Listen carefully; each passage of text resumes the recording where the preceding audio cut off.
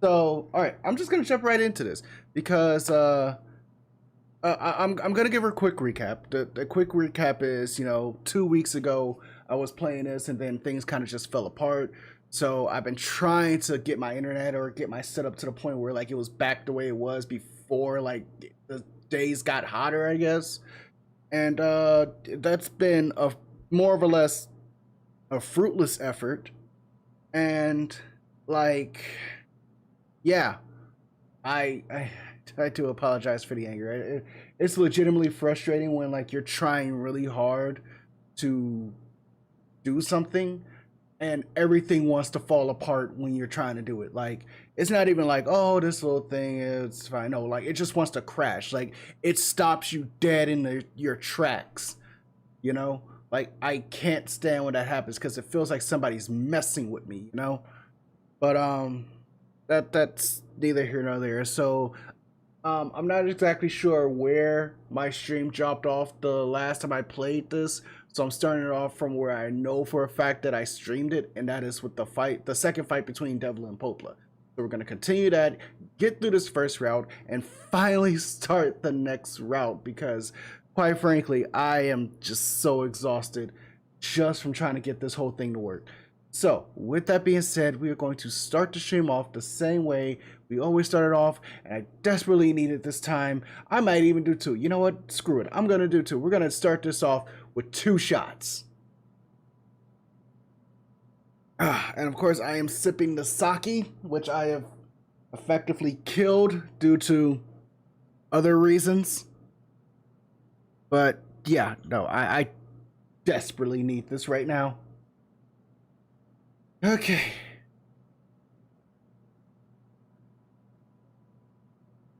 Oh, all right. A little behind, 19 minutes behind, but I'd rather that than like just not being able to stream this at all. So long. Why are you doing this? It began 1,300 years ago. Oh yeah? Humanity, finding itself on the brink of That's right, we found out there were shells, and that the shades are Project humans, Gestalt. and that our bodies are meant for the shades, which is why they attack us so often. But I guess we, as the shells, can't gain sentience because, that's how that all goes. And Do you like, still not remember Grimoire Vice? Yeah, we fought back against our souls, Then I let's guess. give I don't you a know. refresher. Oh man, what if that was it? Like we fought back against our souls. Also, that looks very familiar now that I look at it. Like that looks very reminiscent of like the starting scene or like the opening world scene, and Automata.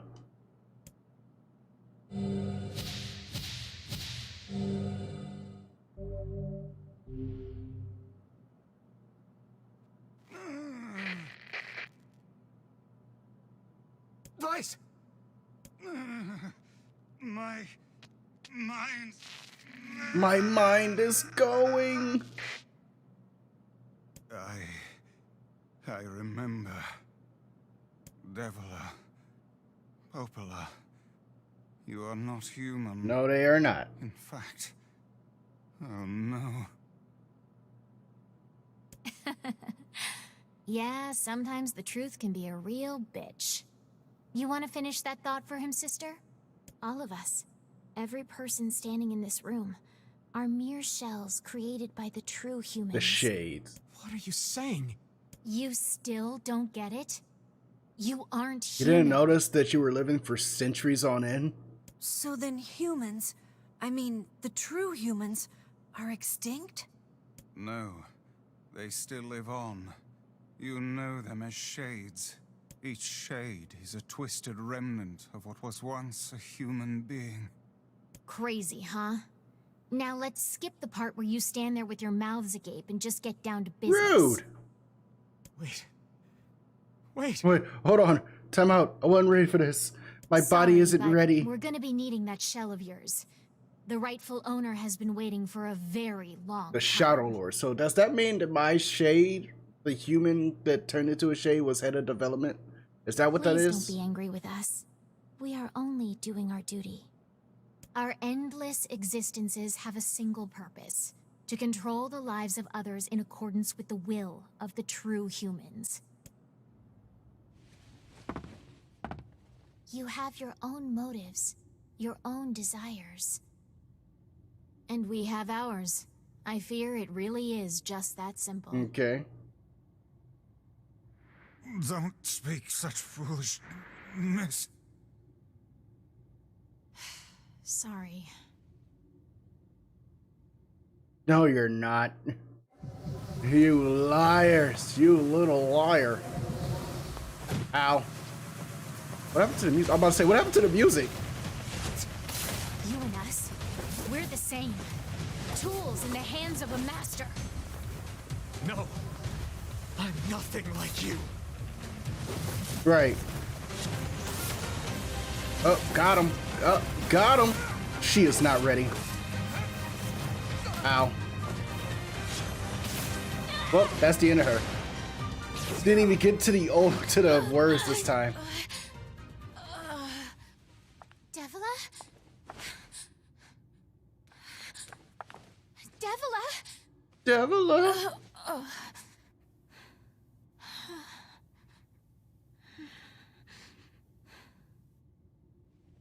Devila. Popola. Are you crying? No. How human of you. You know, Popola, I understand now why we're twins. It's because we were born without souls. Devila, I can't stop the bleeding. Where is there bleeding? I can't stop it. This world is too... Like, no, wait. Where is there bleeding? without a soul. There's too much emptiness.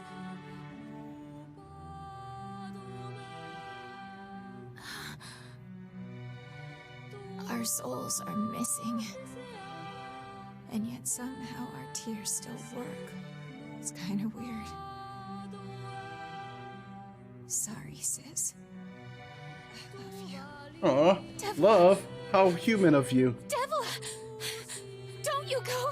Don't you dare. No, I can't be alone! I wasn't built like that. Devil!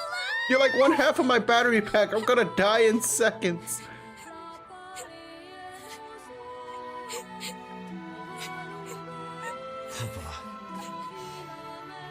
Let's stop this now. Oh yeah, now let's stop this. Wait, is that blood? No, those are like grime and cracks in the ground. Stop? Where's the blood? Now you want to stop? Show me the blood.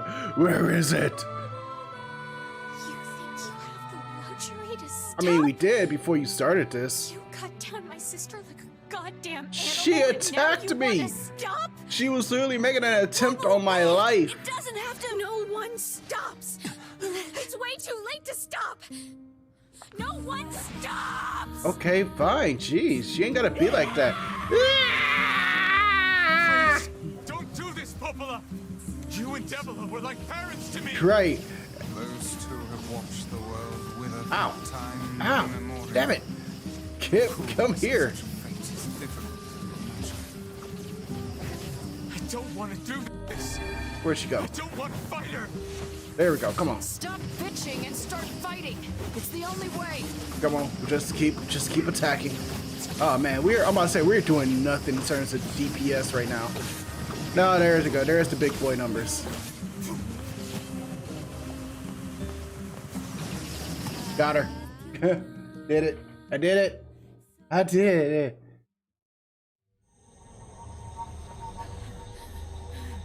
No stopping. No stopping ever. Can't stop. Won't stop.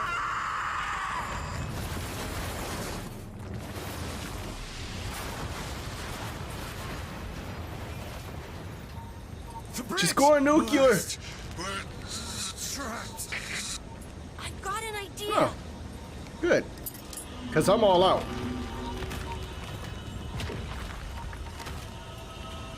Good job, Emil. Uh-oh. That's bad. And she's gone crazy. I fear we're done for. It'll be all right. You got a plan?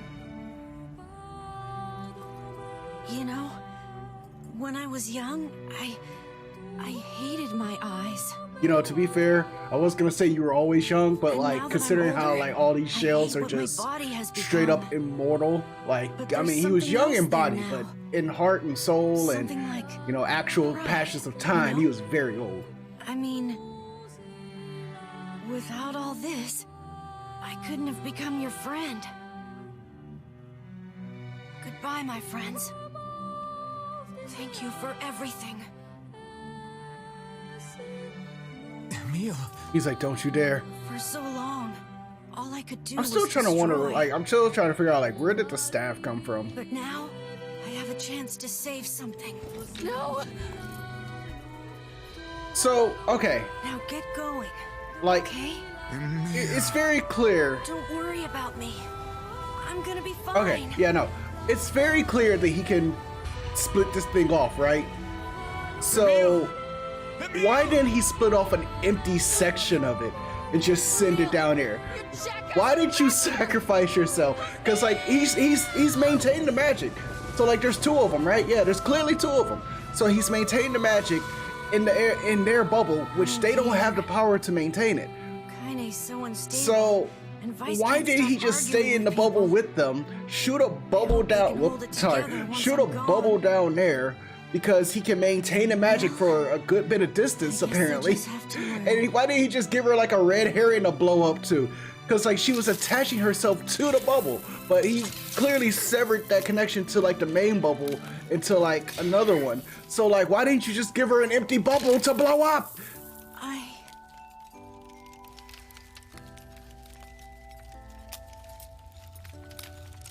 I want to see you again. I want to see all of you. You had again. that chance. Just one more time. This was like unnecessary sacrificing right here. I'm scared. I don't want to die.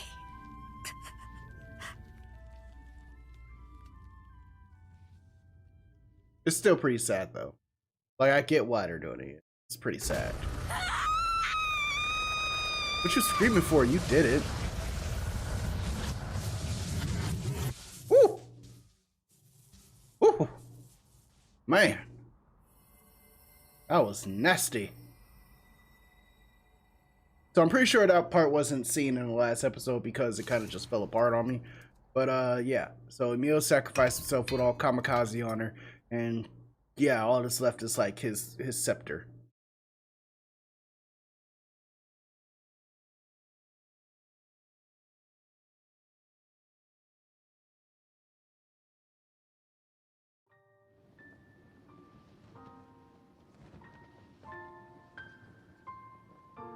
You know, this place looks almost peaceful. It has working electricity. Did the other places have working electricity? I haven't actually paid attention to that. Like, I'm pretty sure the mansion had working electricity, but I think everybody else was using like candlelight and lanterns and shit. Also, to be fair, I've only ever played this game in the daytime. There's really hasn't been a nighttime in this game, so.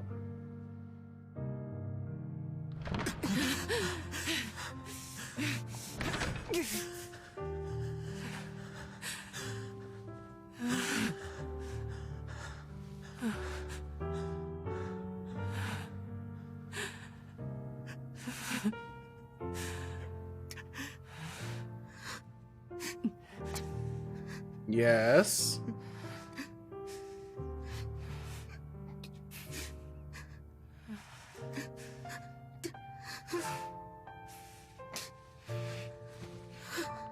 Yes. Motherfucker! Damn, she kicked him to his feet. Dude, what you doing this for? Why? I didn't do it. Why?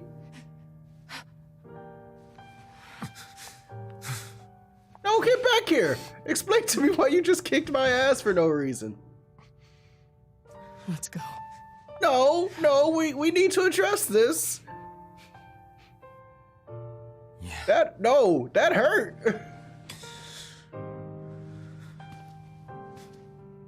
Dude. Kaine's a bit of a dick.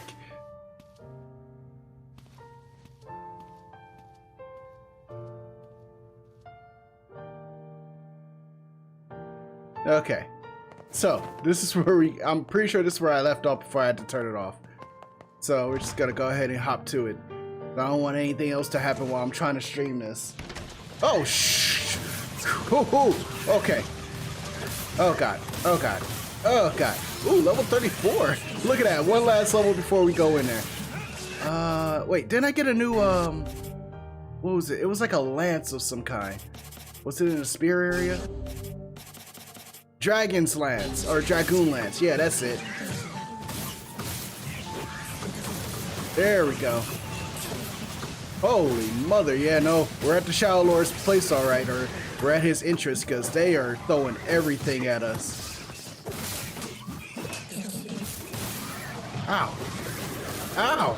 I mean, they ain't doing much damage, but, like, still, it looks nasty. Ow. Okay, look here.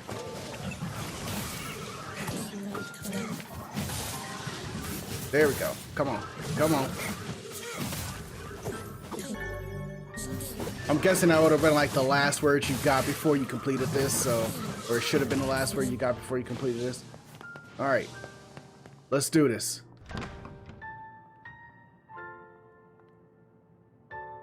Oh, more. Oh, goody. You got me a present.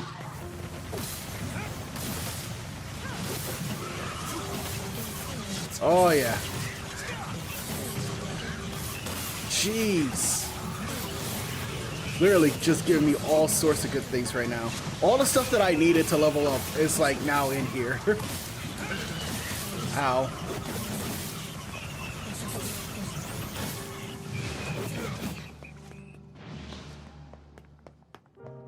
All right, there's that. Shadow Lord, give me back my sister.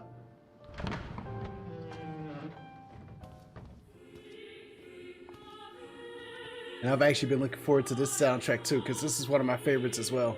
It's not up there on the list, but it's still on the list. Like I say, like it's in the top 5 easily.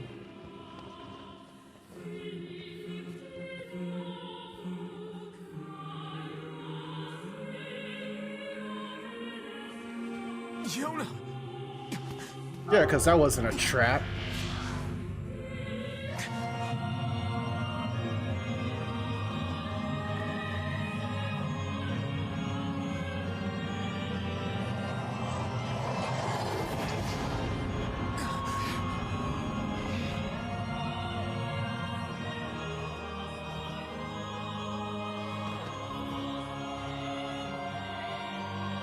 Alright, this time it's just you and me. Also, I like how he aged with me.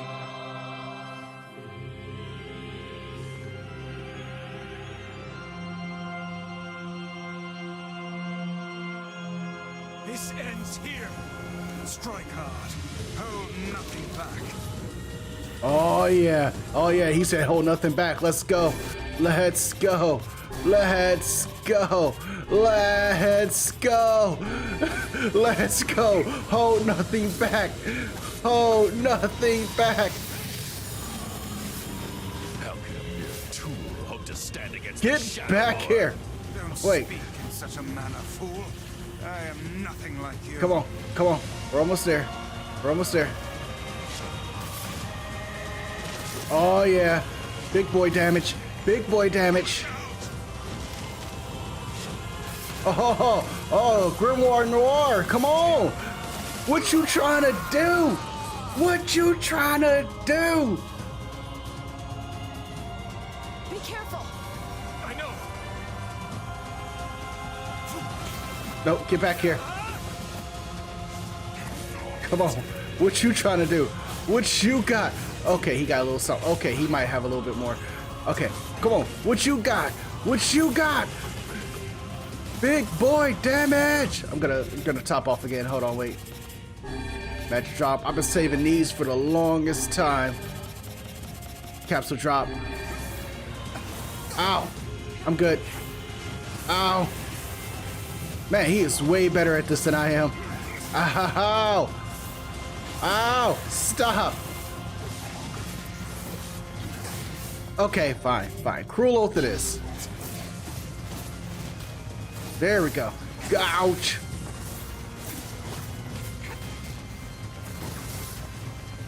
Come on, come on. What you got? What you got? Vice, you alright? Naturally, I am as fit as a fit.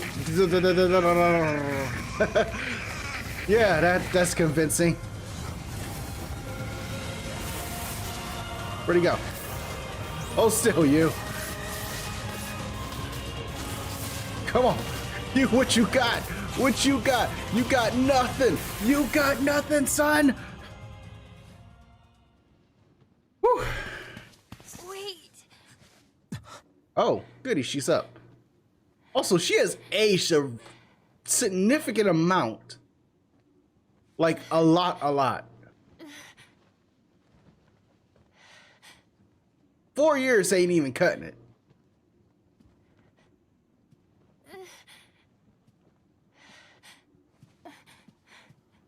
Brother. Yoda.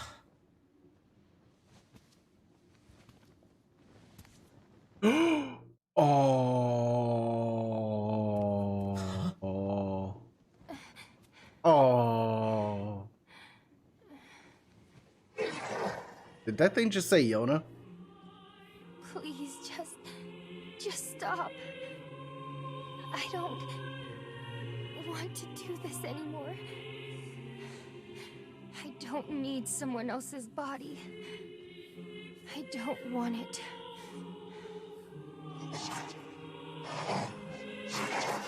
There's another girl inside this body. I can hear Oh, her. they already did the thing. Her shade is already inside. She won't stop crying. Wait, the black scroll. She says That means that she already had her shell. Yoda's been possessed? this girl loves her brother too, just as much as I do. It's not right, you know? It's not right that she can't see him.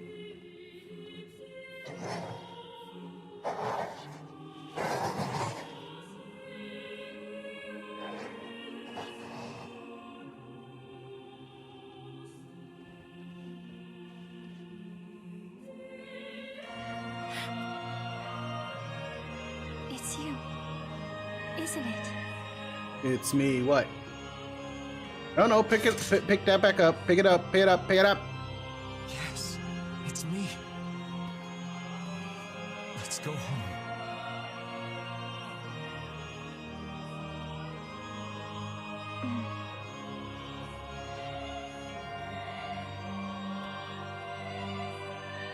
What's going on? What's going on? Oh, wait. That's right. The sunlight. They can't do sunlight. She's gonna sacrifice herself.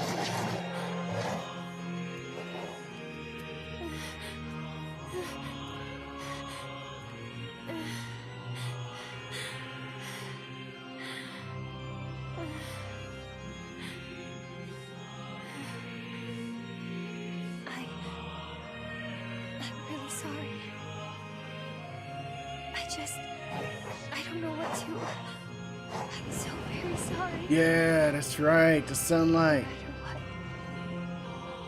No matter what, just know that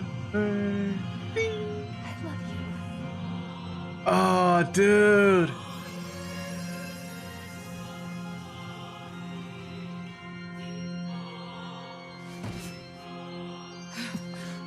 Hurry. The shade that possessed her is gone. Nice to know you have that on tap. He's like, no! I'll kill you! I hate you! Honey, watch over Yoda for me. Oh yeah, wait, hold up. Gotta top off everything. All that talking took away all my ups. You want me to understand your sadness? You think I'm gonna sympathize with you? I mean, he is you. I just want to point that out. Friends. If someone puts them in danger, they must stand aside or be cut down. Get back here. Let's finish this. Come here. Let me touch your skin. That I'm assuming is, you know, it's like vampiric in nature. What was that? What's wrong? No, you're not fine, dude. Also, I should probably heal up. You're freaking me out here, Vice. What are you doing? Come on. Come on. Get down. Ow. Get back here, you coward.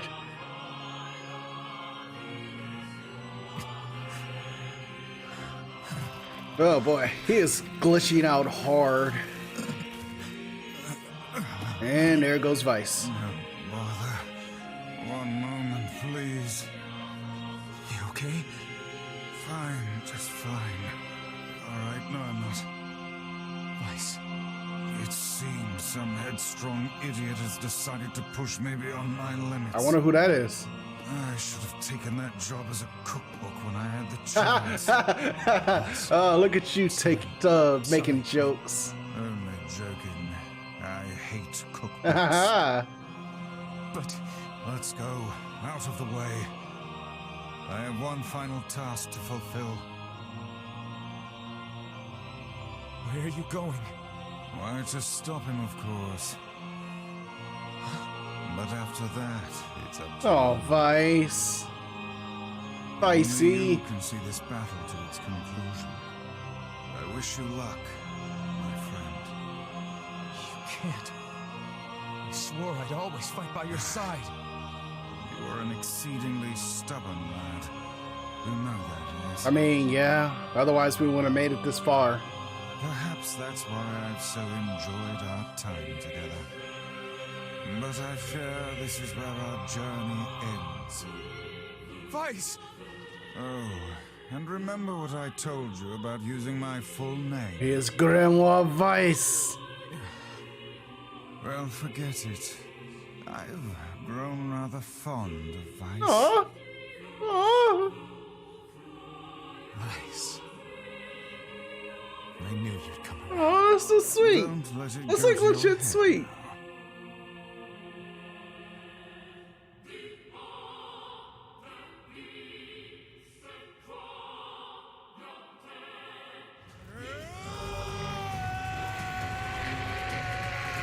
I'm coming for you. I have something to defend. I have a reason to live. Got him. Okay, that hurt. Okay, wait, I should probably heal.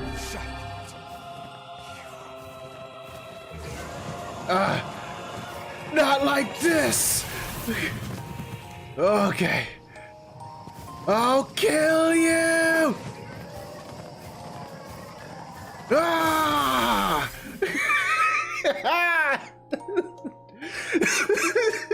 Oh boy. Come on. Do it. Decapitation!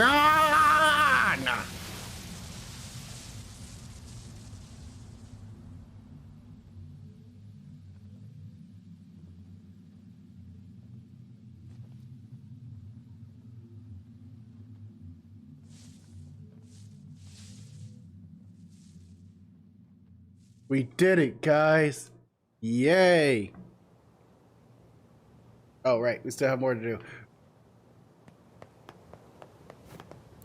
There we go.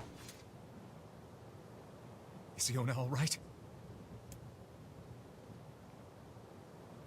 No, don't shake your head. Oh, God, no. Oh, please, the girl is fine. Vice?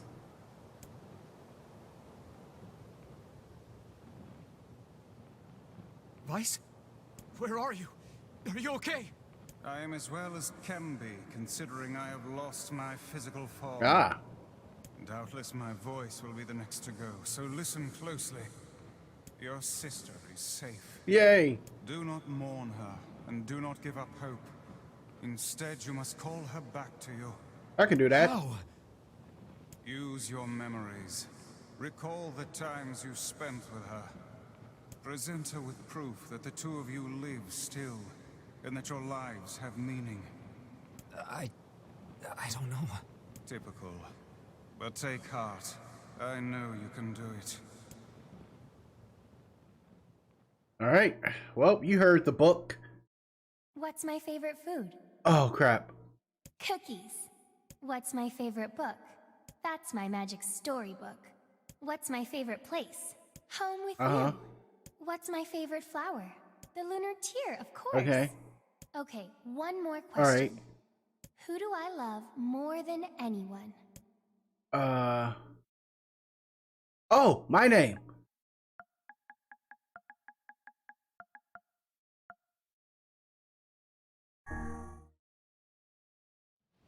Yeah. Oh my God. I'm so glad I didn't choose a dumb name. I would not be able to complete this game. Is that you?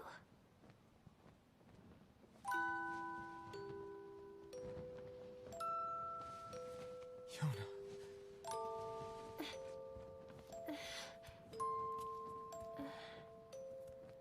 Is this my It's aged quite a bit, actually.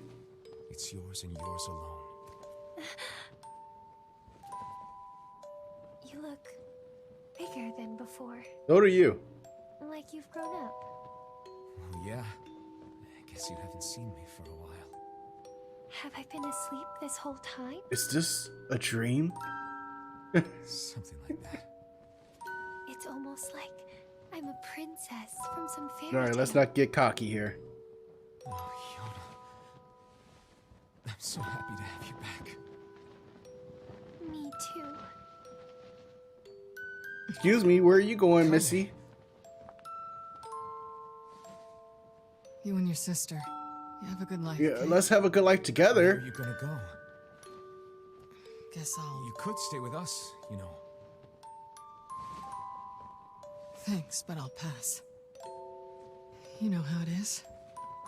I got my own shit to take care of. I mean, What do you mean?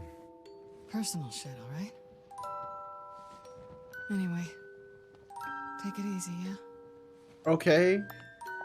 But could you come back once you take care of it, please? Because you're literally the only woman that I've really like met outside of like Yona and Devla and Popla.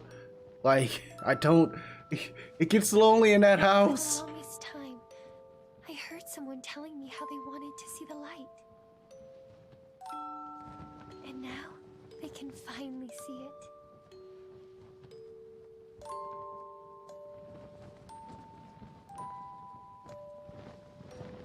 Okay. Okay.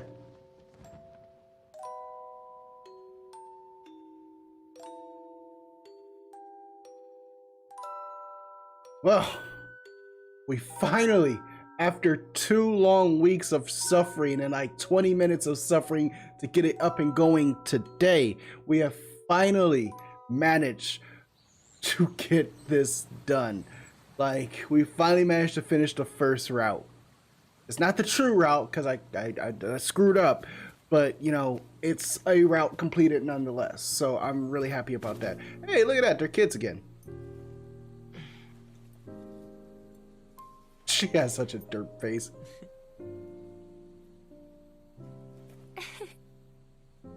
Thank you. I love it. Man, she got some teeth. You got some chompers.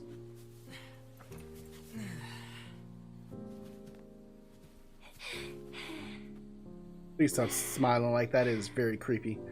It's so sunny today. Ooh, is this how people smile? It sure is.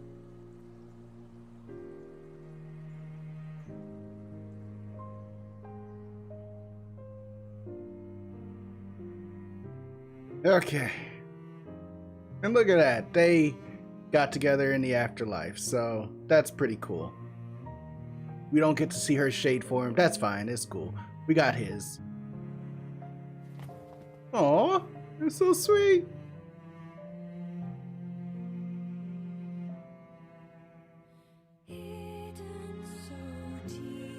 Okay, but yes, we have finally completed the first route to this game. It should not have been that hard. It really shouldn't have, but logistics dictated that it was going to be, you know? It's really testing my love and want to do this, you know? The universe is really just...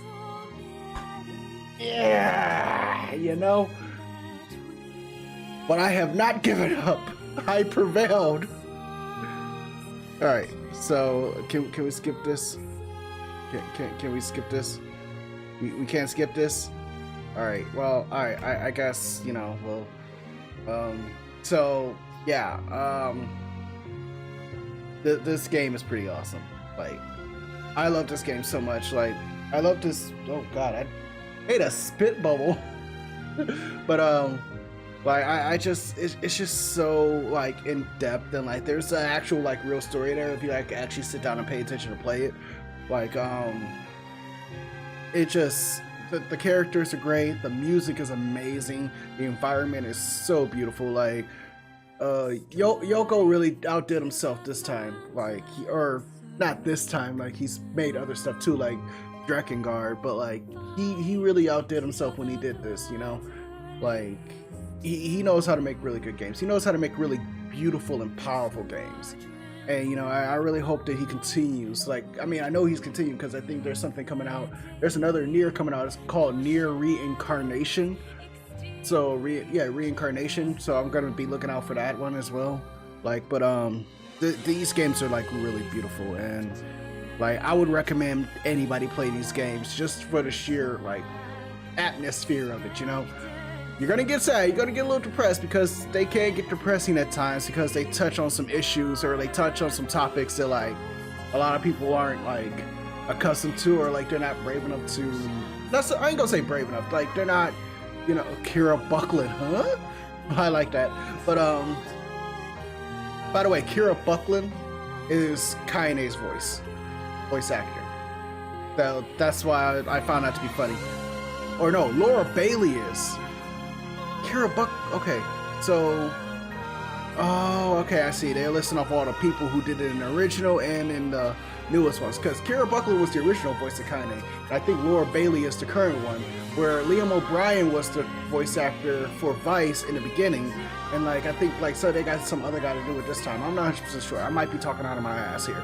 But I am seeing like Matt Mercer. He's another famous voice actor. He played a lot of the other voices in this game.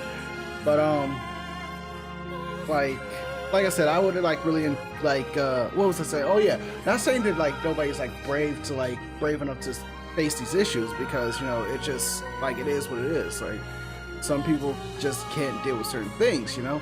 But like it definitely touches on some subjects, and it definitely touches on some issues that people try to address, or like people feel like we should address as a society.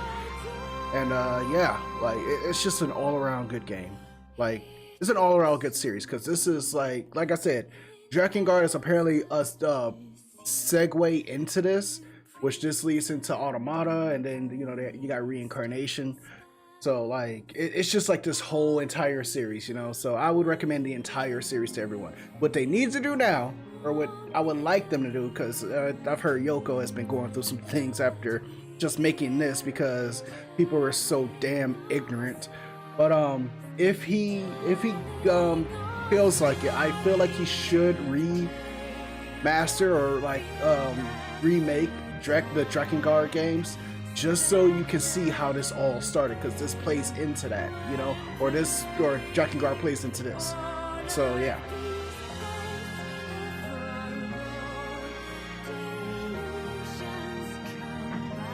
Can I really not skip this? Like, don't get me wrong, the music's pretty and all, but I kind of want to get started on the next route. I guess not. I gotta sit here, and we just gotta sit here and listen to this beautiful music. Notice how I wasn't like completely upset. I'm not actually upset. Like I said, the music is really beautiful. But like, yeah, this is such an amazing game. In gaming world news, I heard that game journalists are really getting it, you know, like people are starting to really call them out on like, you know, what it means to be a journalist for the gaming community. And I heard they don't like it. They don't take too kindly to it. And you know what? I find that to be so hilarious. Are we done now? Or wait, hold on. Are we at the end? I was really about to start talking trash on game journalists, and it was like, okay, we'll start now, or we'll end the credits. There we go.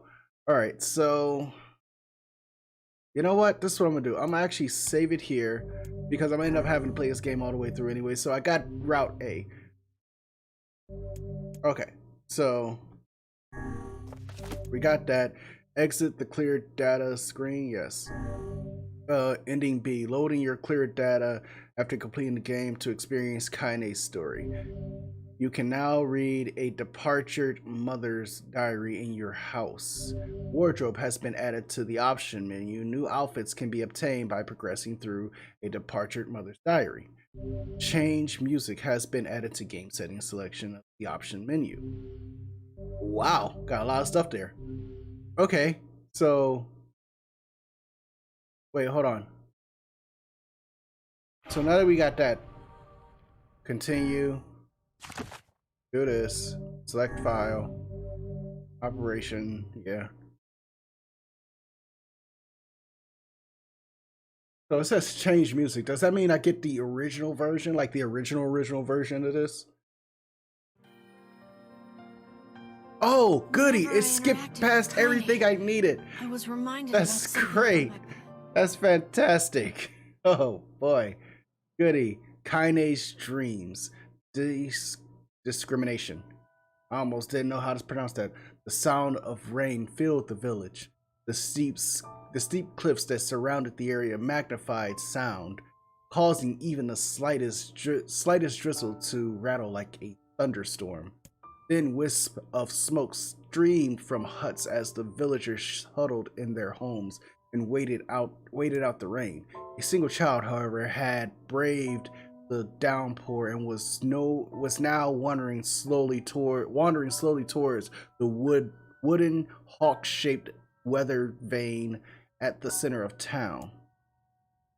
The wanderer reached the vane, which had existed for as long as anyone could remember, and stared. The child's face was simultaneously delicate and fierce, like a teacup that had survived a shipwreck. Those traits combined with pale skin to give the face an almost sexless quality. If the beak turns east, I go home.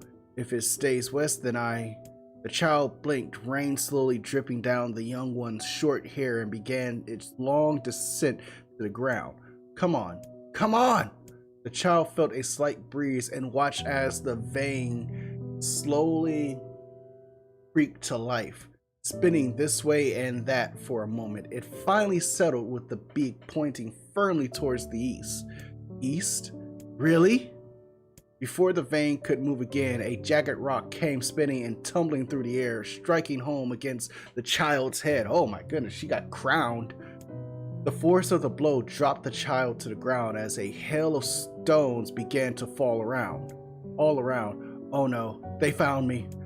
A heartbreaking smile crept across the child's face as the stones continued their assault. Through the rain, the sound of multiple footsteps grew louder before a voice rang out. Yoo-hoo, Kaine! The voice belonged to Demo, worst of all the bullies in the area. As Kaine struggled to stand, a final stone came skittering through the mud and pounded against her foot. Blood oozed from a cut above her eye and blurred her vision, but she could make out the shapes of Demo and his usual gang of idiots. The boy seemed taken aback for a moment by Kaine's seemingly indifference to the blood dripping from her face, but quickly regained his bravado. What's up, freak? You like the rain? You like getting all wet? Or did you finally decide to run away from home? Though she knew it was futile, Kaine turned to leave. Before she could get more than a few steps, the other children scrambled to surround her, cruelty burning in their eyes. Kaine knew those were not the only eyes on her. The tormentor's parents watched from the safety of their homes. She was attuned to this sensation. It was one she had experienced many times before. While some villagers simply turned a blind eye to the action of their children, many encouraged it openly. In a society ruled by superstition and fear, Kaine was something to be hated, and if possible, destroyed. I didn't say you could leave, freak. Demo's words chewed at her like a worm through an apple. He can't hurt me, she lied to herself. Be strong, be brave. He can't hurt me, he can't hurt me, he can't hurt. Oh, look, the little freak's gonna cry. What's wrong? Are you sad that everyone hates you and wants you dead? Man, this kid's an asshole. Kaine prayed for the rain to flood down and carry her away from a world that seemed to have no place for her. But if there were gods, they chose to ignore her. As Demo crept ever closer, the clouds began to thin and the rain slowed. Even the weather hates me. I'm useless. A failure. I wish Demo's rock had taken my head off. Kaine couldn't meet Demo's leering gaze. She lowered her eyes and stared at the muddy ground below. The bully moved forward until... Oh yeah, y'all can't see that. Okay, don't worry, I got y'all. The bully moved forward until he was inches away. She could smell the scent of old meat on his breath. The boy grabbed Kaine's face with thick fingers and yanked it upward. She tried to turn away, but he forced her gaze back and jammed his thumb against her eyelid to pry it open. This kid is a sociopath. Show me. No. Did you just say no? Demo grinned evilly. You don't say no to me. No one says no to me. This kid is a criminal, not even taking his attention from Kaine. He called to his cohorts. Come on, guys, let's give the freak what she deserves. As soon as Demo finished, kicks and blows began to rain down upon Kaine. Demo paused, still grinning, as Kaine curled into a ball and tried to make the pain stop. I don't get you, freak. What you acting all like a girl for, huh? Everyone knows what you really are. Kaine ignored the question, choosing instead to stare at the weather vane. It continued to point east as if supremely confident about the future it had chosen for her. Go home? Yeah, that's a funny joke for someone with dead parents and no home to go to. Freak! Chanted the children. Freak! Freak!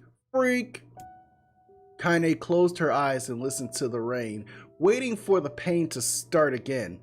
As the clutching hands of the village children closed around her, she bent her mind to the sound of the rain, letting it become her own world entirely. The rain fell, but the pain never came. Only when the laughter of her tormentors turned to terrified cries did she dare open in a single blood-caked eye. Kaine was shocked to see Demo sprawled on the ground, holding his head and screaming in pain. She could see blood welling from spaces between his fat, twisted fingers. Oh my God, he's crying! He's actually crying! Deprived of their leader, the other children glanced back and forth between themselves as if waiting for someone to step forward and take charge. When no savior emerged, they began an uneasy shuffle away from Kaine, but the young girl was the least of their concerns. Instead, their attention was wrapped on the ancient woman standing a few feet away. Oh my goodness, get out of here.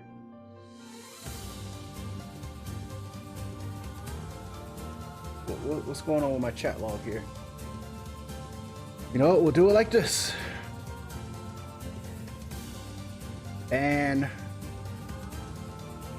Oh my gosh, ban. Ban. Ban. Ban. There we go. That was weird. Like 4 bots. Like what the hell? All right, so where was I? But the, oh my God, hold on guys, hold on, just give me a second. All right, this is what we're gonna do. We are going to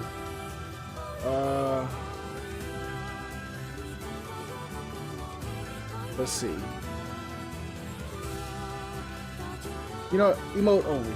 There we go.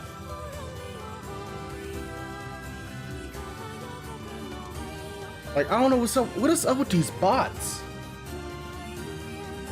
Also, what is up with my chat log? I can't get to it from here.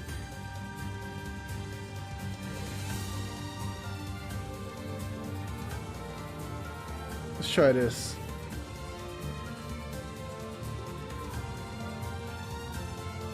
Hold on. I just need a second. I'm trying to like...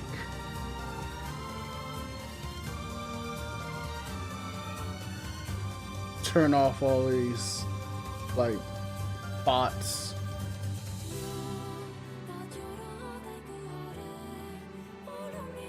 Let's see.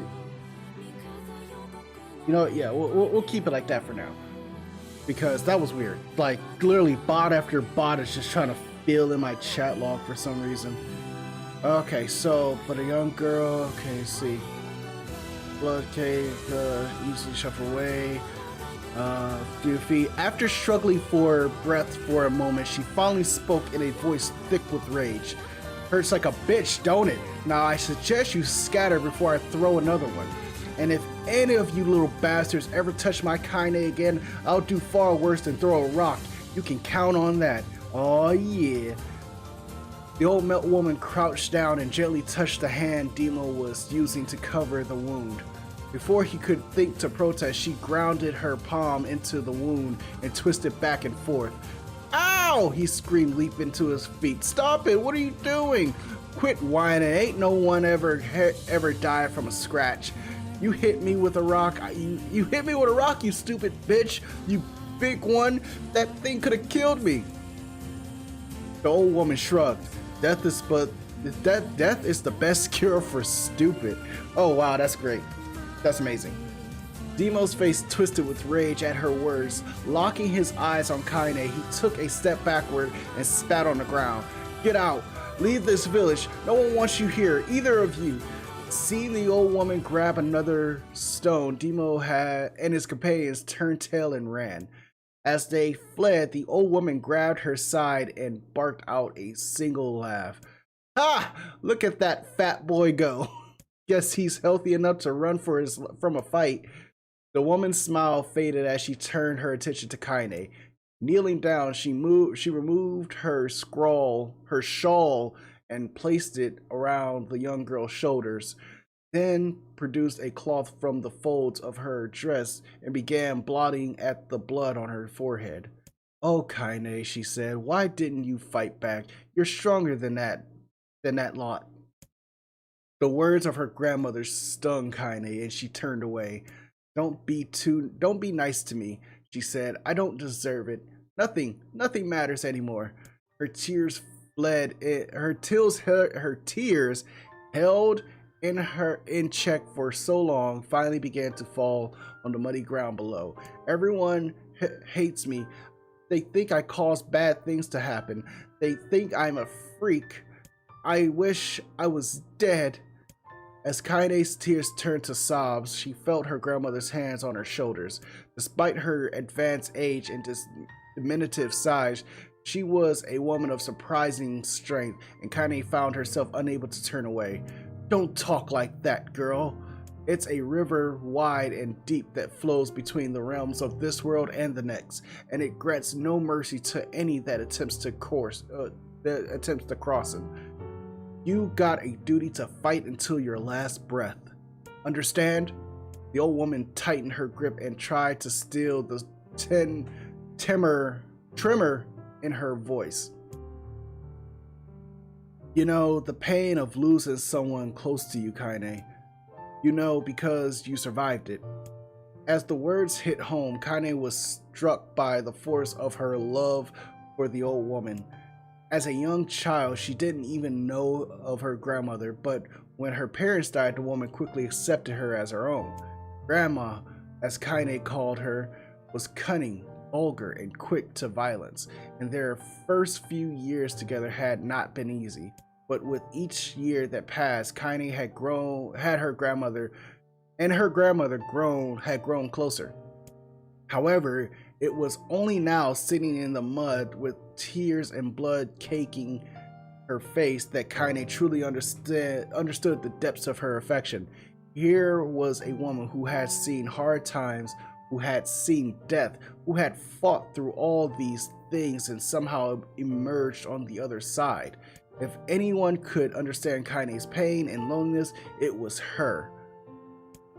Do I make you sick, Grandma? Of course not. Don't be an ass. Kaine drew her mother's moth-eaten shawl around her body and shuddered. But my body, it's not normal.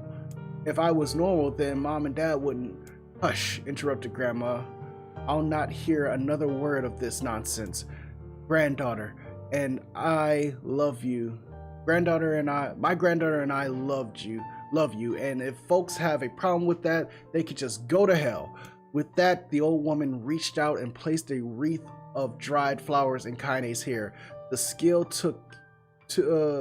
took to bend the flowers without breaking the stems or losing a single petal was remarkable, and the beauty of it made Kaine want to cry all over again. Oh my gosh, these are lunar tears. Grandma, you made this for me? Lunar tears were legendary flowers. Most people could live their entire lives without ever seeing one, and yet her grandmother had somehow collected a dozen or more. Kaine reached up and touched the wreath as if she couldn't believe it as it was real. Where did you find these? Just stumbled on them while I was out doing the shopping. The old woman turned away as she spoke, leading Kaine to suspect that the search had been more difficult than she was letting on. The pain she took to construct the ornament, let alone track down the flowers used in the construction, made Kaine's heart hurt. She reached up and gently adjusted the wreath, admiring the way it felt between her fingers. Didn't quite turn out right, but she said, Grandmother, wow. Hold on, give me a second. Boy, give me a second. Said her grandmother as she squinted at it. These old hands have trouble with delicate work, but it sure looked good on a pretty girl like you. Kaine blushed and turned away. You think I'm pretty? Of course you are. What a fool thing to say. Thank you, Grandma. Her grandmother smiled. We're gonna be fine, you and me, she said. Long as we got each other, we'll be just fine. Kaine took her grandmother's hand in hers, and the two of them struggled to their feet. As they began the long walk home, Kaine gripped the hand with all her might, as if trying to stop smoke from drifting away from the wind. The rain had stopped. Kaine stood beneath the weather vane, watching it spin in lazy circles, no longer caring about the direction it faced when it stopped. I don't need to escape. I have a home now. Grandma loves me, and that's enough, even if it's against the world. Kaine let her gaze drift up past the vane and into the cloudy sky. The last faint hints of a rainbow were slowly fading.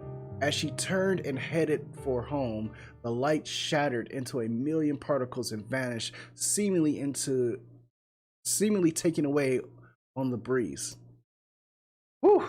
Okay, let's see if these idiots have stopped.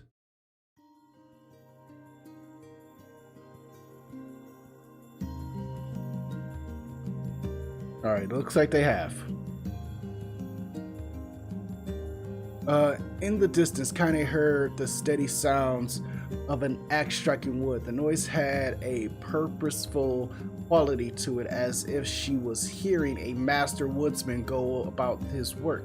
The firewood being produced, however, was as far from a work of art as it could be. Precise pieces of every shape and size were being flung about a barren yard with wild abandonment.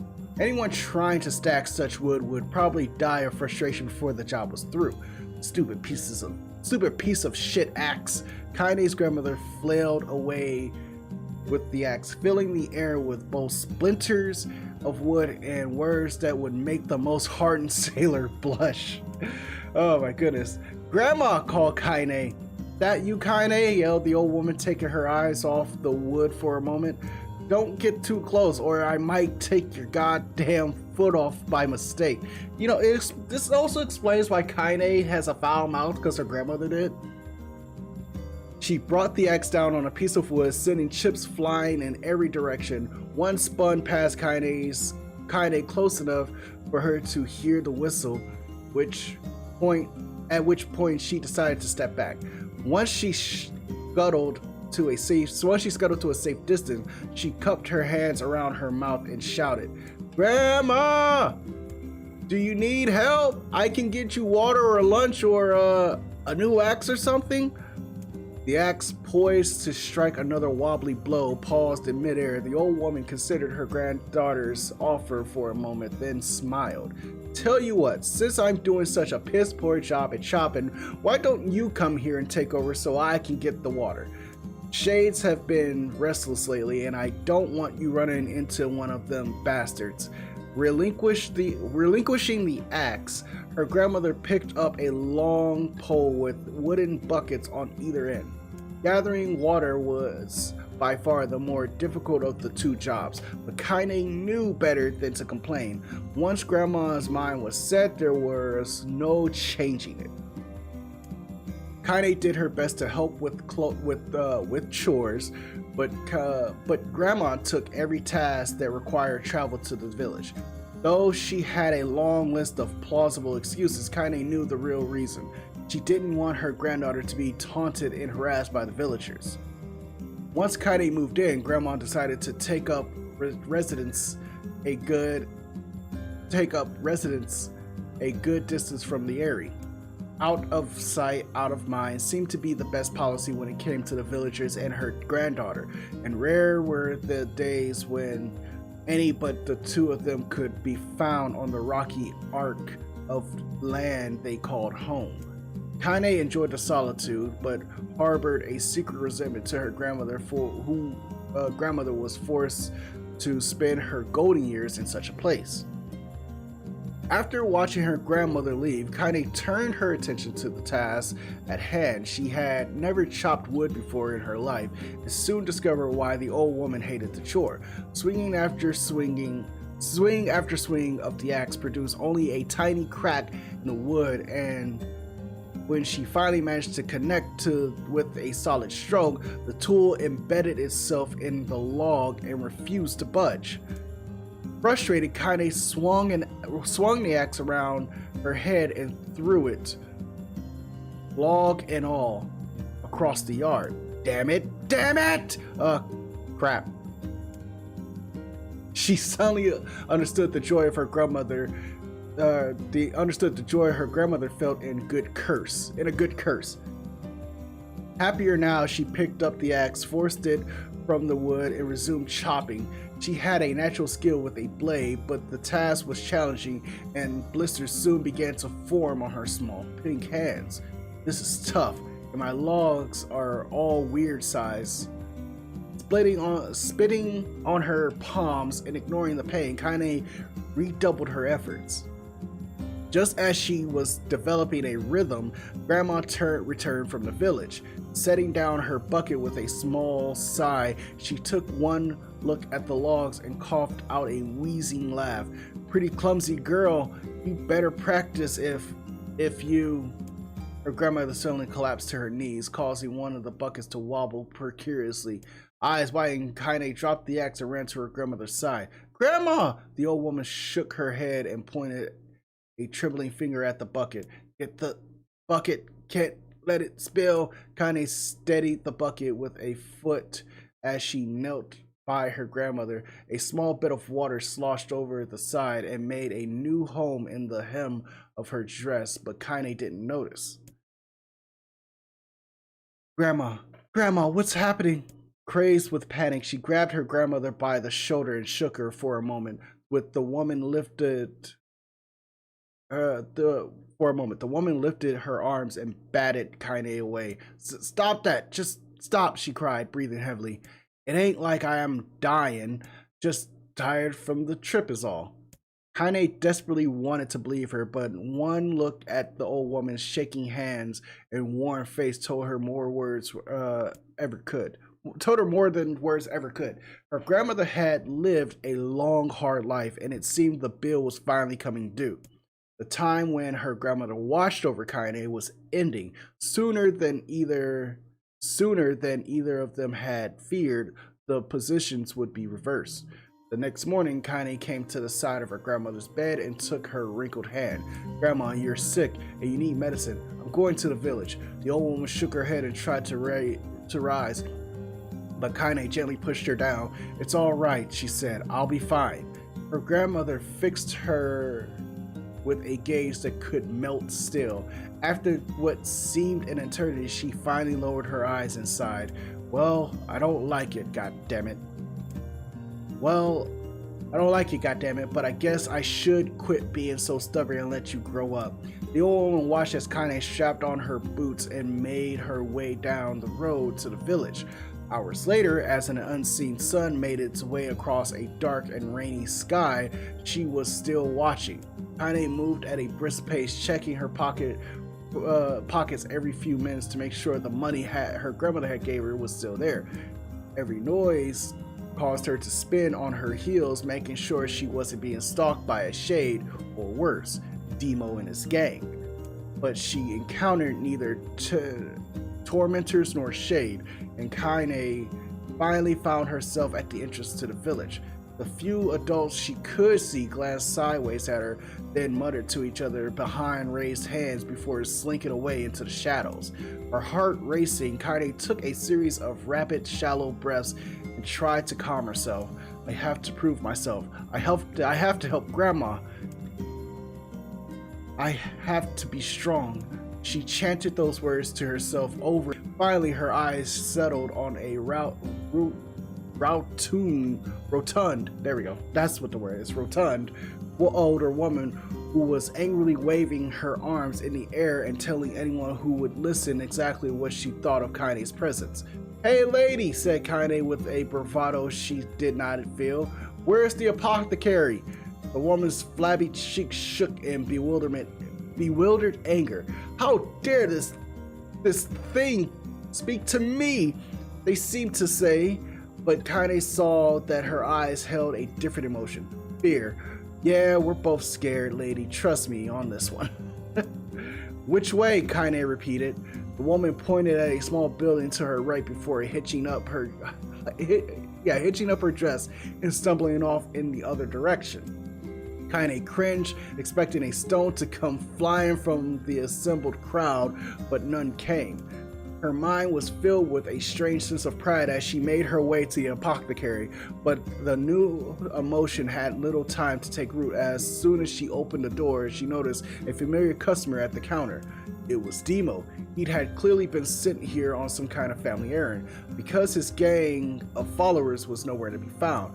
Oh my god, he sputtered. What are you doing here, freak? The insult was delivered without force, and Kaine happily ignored it, stretching on tiptoes to see over the counter. She asked the shopkeeper for the medication. Ha! Barked Demo. That old bitch finally kill over? Go to hell, Demo. The boy's eyes grew so wide they seemed ready to fall out of his head, but before he could let fly a comeback, or worse, a punch, the apothecary told them to knock it off before he kicked them out of the store. Demo slunk out of the shop, cursing Kaine under his breath. Once he was gone, she allowed herself to breathe once more, taking a brief tour of the shop while the owner prepared her medication. Countless tiny bottles filled the cramped store, each with a label written in some indescribable language. And an ocean of aromas assaulted her nose, creating a scent that was erotic but not altogether unpleasant. Seeing such a variety of supplies gave Kaine a sense of peace. Surely in a world so vast there would be a place that she could call home. On the far wall behind the counter rested a portrait of a stunning young girl. The picture had once contained bright, vibrant colors, but time had worked its cruel magic, and they were beginning to fade. The beauty of the work, however, remained undiminished. You like that picture? Kaine turned to find the apothecary with a small vial of medicine in his hand. His eyes were gentle but sad, and they seemed to stare through her and into nothing as he spoke. That's my daughter. I sketched it when she was just a little girl. She's been dead a long time now. Kaine didn't know how to respond. She just stared at the portrait and tried to come up with the right words. Pictures are wonderful things, continued the shopkeeper. They let the ones closest to you live on forever. Oh boy. He shook his head slightly, then looked down at Kaine. and smiled. Handing her the medication, he reached into his sizable green apron and produced a handful of old wax crayons. You should have these. There's no one left that I wish to draw. Kaine took an instinctive step back and causing the shopkeeper's face to darken. Yes, I've heard the rumors about you, he said. It's a small village and word travels quickly. Between you and me, I'm not sure which of them to believe, but I also don't think they matter much. I know your grandmother, Kali, and I think the way she was driven out of this town is just deplorable. Grandma's name is Kali, thought Kaine suddenly. She was still mulling this new fact over in her mind as she reached out and gently took the crayons from the apothecary's hand. Your grandmother is an old friend of mine, he said as Kaine scooted away yet again, and I owe her much. I wager she would like it if you drew a picture of her. Yes, I think she would like that very much. Kaine muttered a quiet agreement, but inside her heart was bursting. Never before had a villager treated her with anything but complete contempt. It was a tiny, almost imperceptible. There we go. It was a tiny, almost imperceptible step, but it was a step nonetheless. And with enough tiny steps, she might one day discover the rest of the world. When Kaine returned home, she found her grandmother asleep in her bed. Her feet were blackened and raw, even bleeding a bit in places, leading Kaine to think she had been pacing around the room until exhaustion finally caught up with her. She placed the medicine by her grandmother's pillow and turned to leave, but found the old woman's hand collapsed around her arm.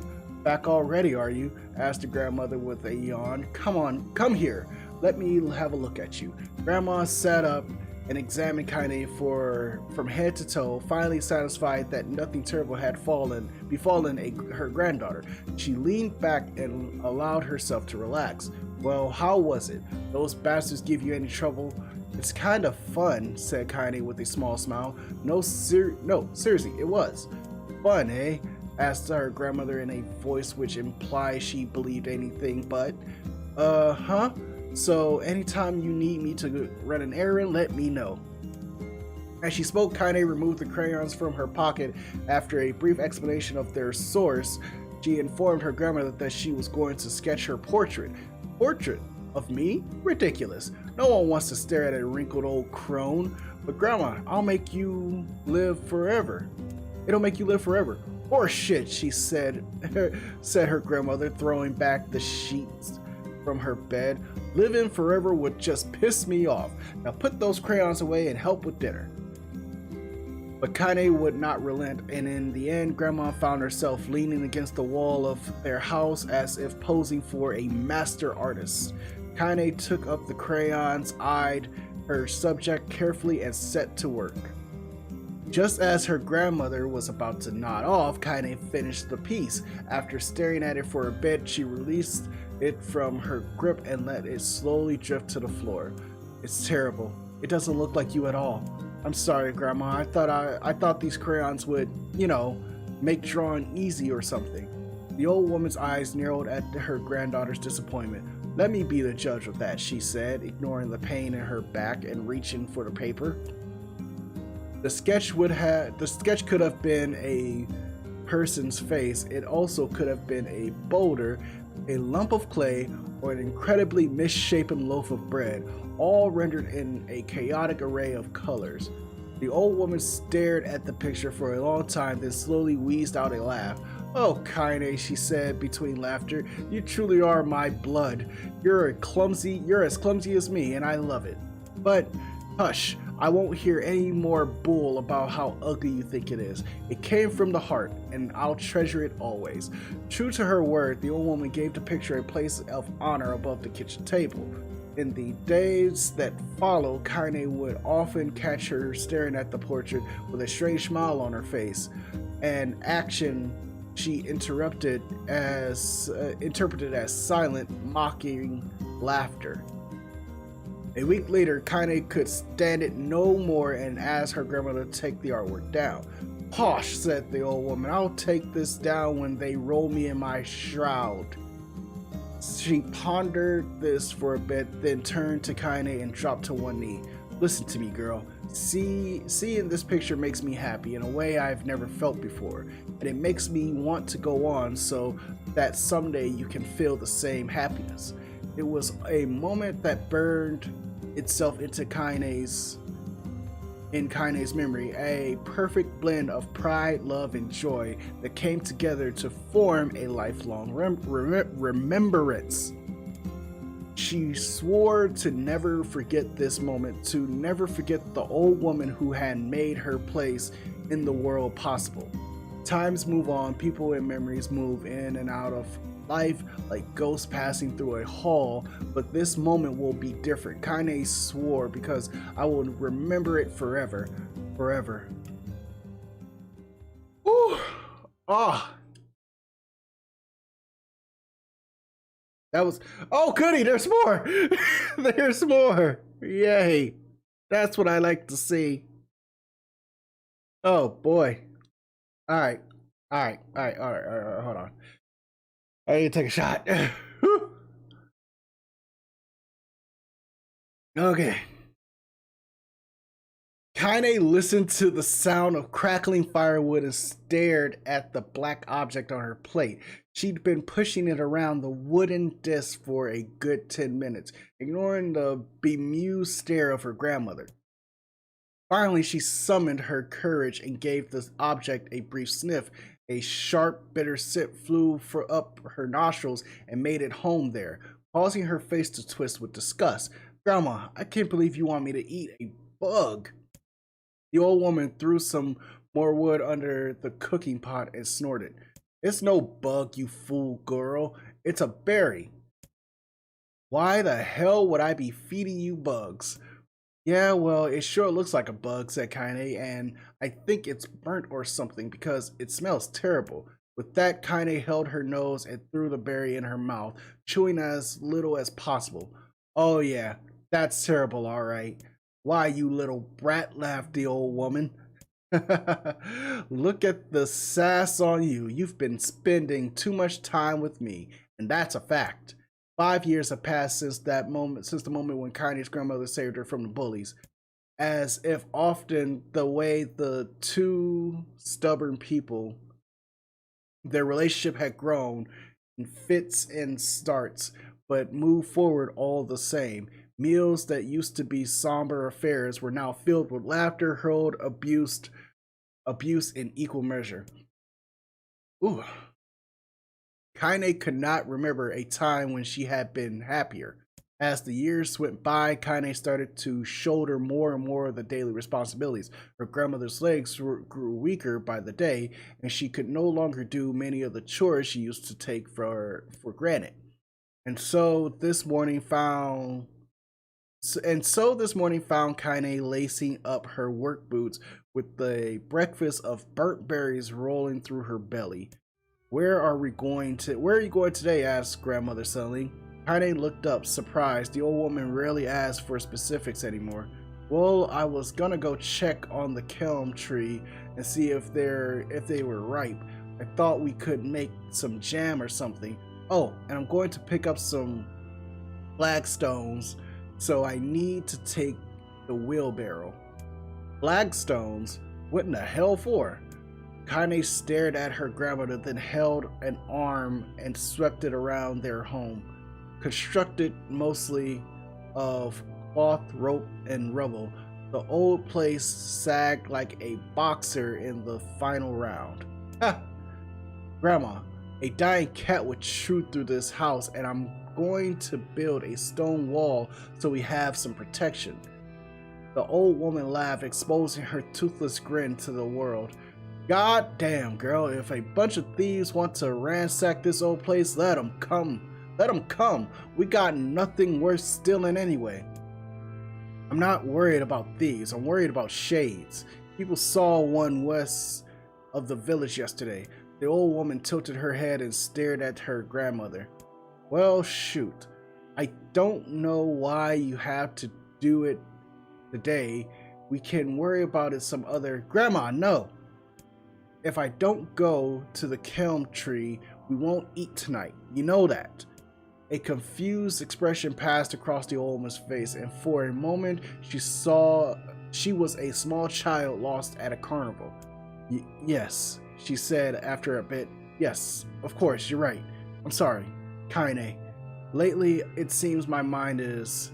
She didn't finish the thought, instead walking over to her nightstand and gently taking the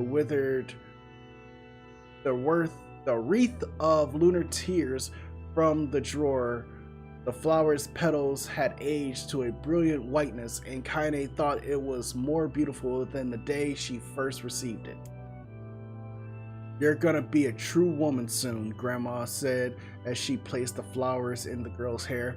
So that means less chatter about shades and building defensive walls and more talk about how beautiful you've become.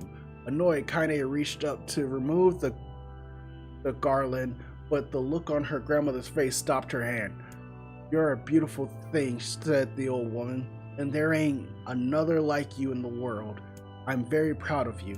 Okay, Grandma, that's enough, goddammit. That's enough goddamn compliments for one day. Such a mouth on you. Where did that come from? Gee, I wonder. I'll teach you to sass me, girl, yelled Grandma.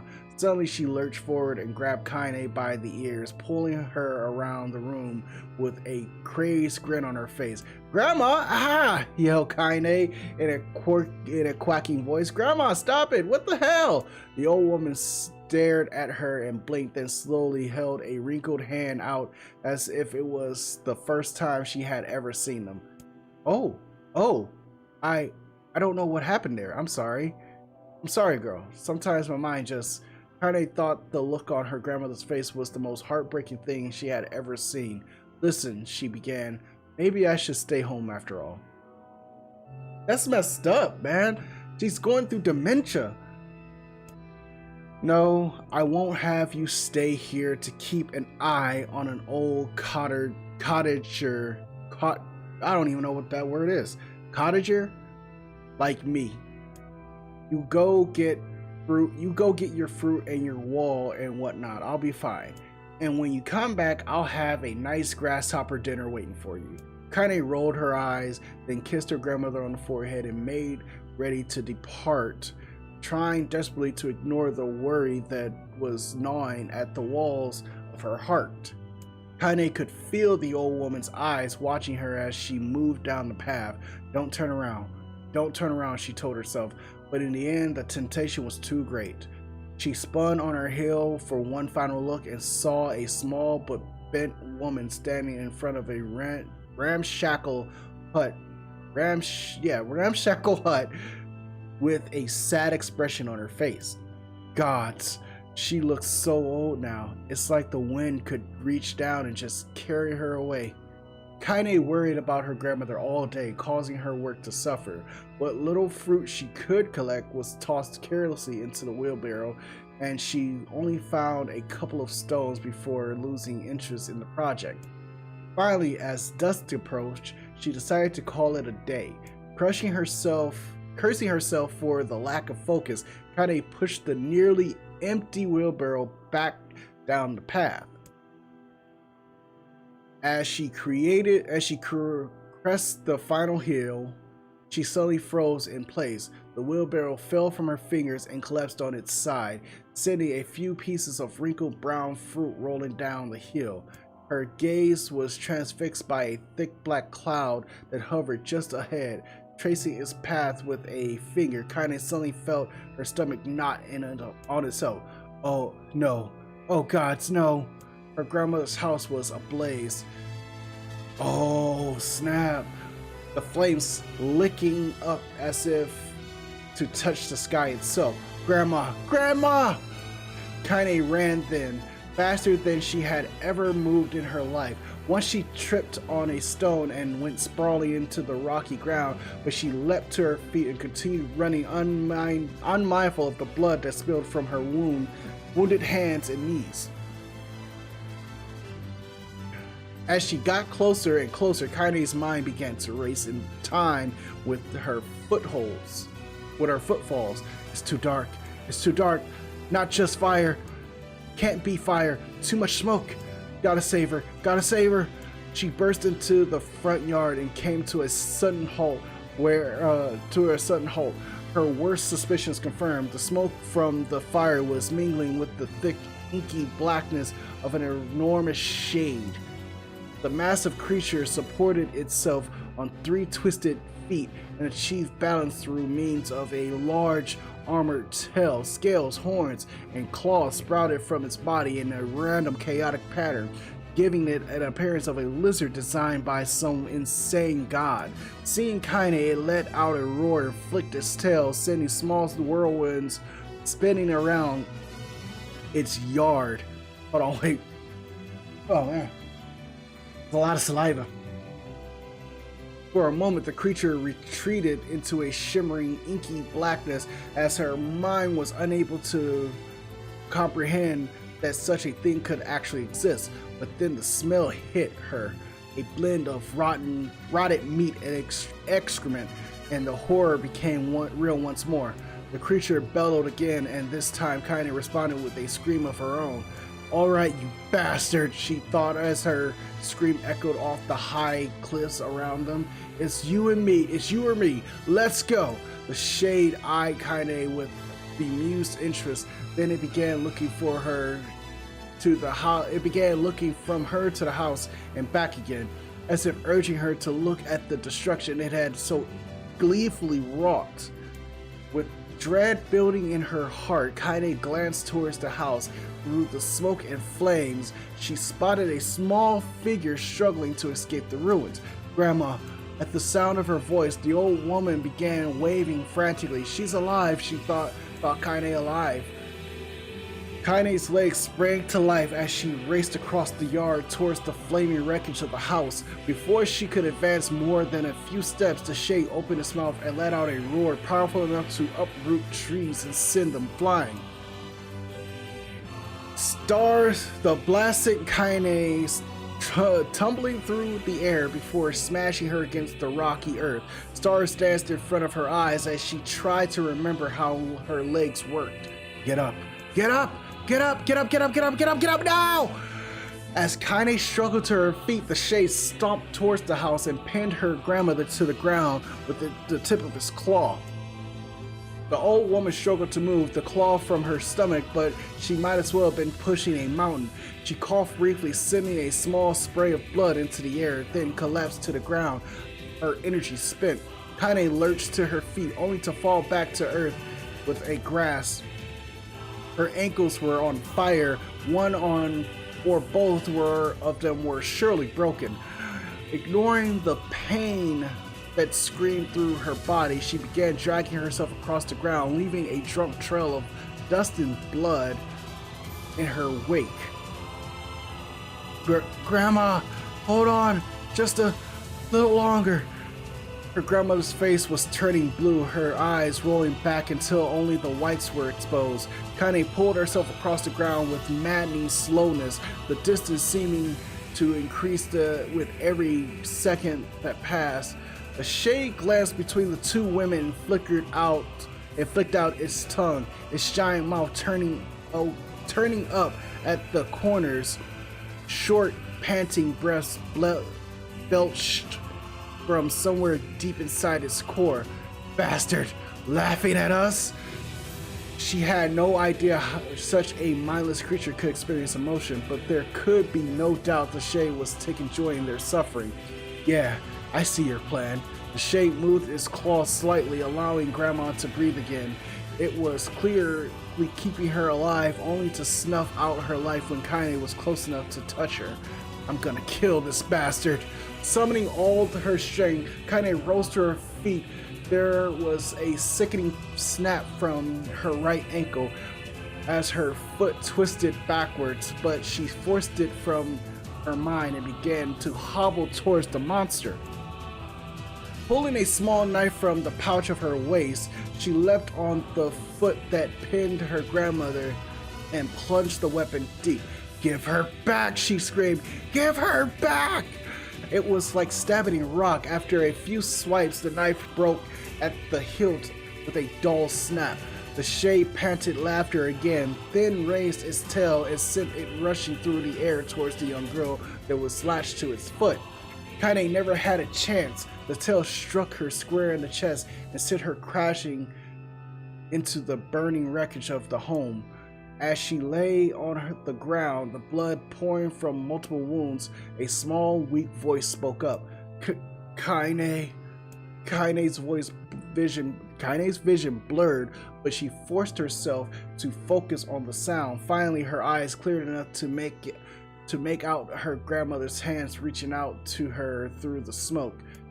Grandma? Kaine, you gotta run. You can't best this one. Kaine grabbed the hands and held on with all her strength. Grandma, come on, we have to go. The old woman coughed loudly. One of her hands, slick with blood, slipped from Kaine's grasp and thumbed to the ground below. Grandma, no. No! I said run. God damn it. You have to live. You have to get through. The thought would stay forever unfinished before she could say another word. The shade's clawed foot descended, smashing through the remains of the roof and down upon the shattered figure of the old woman. Blood oozed from gapes in the creature's toes as the terrible putrid smell assaulted Kaine's nose once again. She stared at the foot, dumbfounded, convinced that what she was seeing could not possibly be real. Whew, okay. When the creature finally lifted its appendage, all that remained underneath was a twisted, unrecognizable mass of rubble and red. Her grandmother was gone. Kaine blinked, trying to feel the hands which had been hers just a moment before. For a fleeting instant, she could remember the warmth that embrace, the trembling of the fingers, but then the sensation drifted away on the breeze and was gone. Memories flashed through Kaine's mind, one after the other, faster and faster until they became a meaningless jangle of noise. Kaine screamed then, a thunderous sound that echoed off the cliffs and seemed to roll away forever. The shade eased forward, black ichor poured from its black ichor. I think that might have been an ichor. Pouring from its mouth and dissolving into smoke on the ground below. The earth shook with every step as it crept towards its prey. Kaine's body slowly rose as if controlled by a mad puppet master. Her arms and legs were bent at impossible angles. Her head lolled dangerously to the side, yet somehow she managed to stand. Staring at the shade, her eyes began to glow with a deep red fire. The creature, so confident just moments before, took a slow, hesitant step back, trying to discern if this broken human could possibly pose a threat. Kaine seized the moment, laughing like a mad woman. She leapt into the air and plunged the shattered hilt of the knife deep into the leg of the shade. The shade shook Kaine off like a fly, sending her crashing to the earth once again. Her chest rose and fell slowly, as if a great weight were resting on it. Moist sounds of pain echoed through her mind. Something warm and thick oozed from her ears. Is that blood? Think it is. Think I'm bleeding to death. No, can't die. Grandma told me to live. Deep inside Kaine's mind, something finally broke. The sound, the pain, the smoke, and the flames. All of it faded away until all that remained was a single incantation repeated over and over again. Kill it. Kill it. Kill it. Kill it, kill it, kill it, kill it, kill it, kill it, kill it, kill it, kill it, kill it, kill it, kill it, kill it, kill it, kill it now! As the spark that was Kaine slowly began to flicker and die, she felt her desire to kill and her desire to live blend into one. The distance between heartbreaks grew longer and longer and longer. Whew. We done? Are we done? Holy crap, dude. That took some doing. I'm gonna let this play out for a little bit because I need to take a drink. That was The beast approaches. right. We gotta kill that thing.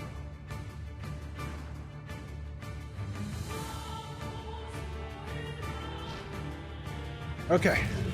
Hey, look, remember me? There we go. I'm curious. Okay, I am level 4. Alright, so wait. Do I also have this still? Oh, goody. How did it even survive these past 5 years? I'm not gonna let this happen again. It dies today. My sword feels. My sword feels liar. The blade with the skill of the user. Strike it down. Ow.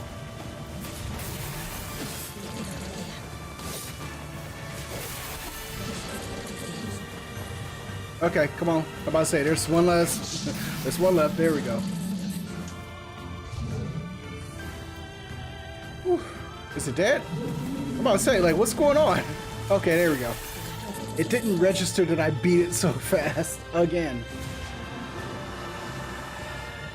All right, we can skip that. Oh God, here we go again. Here we go again. All right, well, gently, weakly, softly, the shade, sure that its tormentor was dead, turned and stomped off towards the horizon, stomping along the way to bellow one final roar. Couldn't kill it. Shamed by imagining, Kaine tried to turn her head to the side, but only succeeded in coughing up a huge glot of blood.